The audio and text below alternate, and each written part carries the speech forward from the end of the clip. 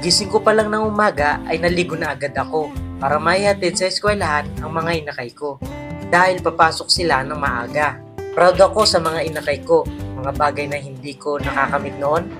Para sa kanila, madali lang nila nakukuha.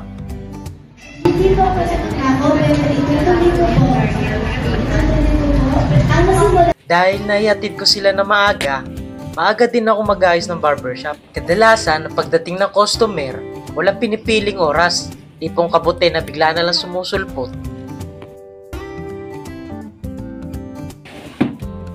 Unang customer para sa araw na to, mid-taper fade ang ipinagupit niya.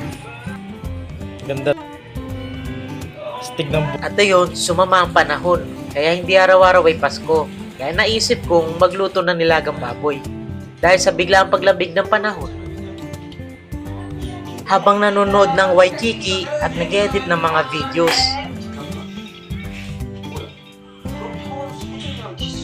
Hanggang sa hindi ko na namalayan yung oras. Wala kasing tumatawag para magpagupit. Kaya ito, naghahanda na naman ako para magsara ng shop. Bilis ng oras, parang kakabukas ko pa lang, tapos sara na agad.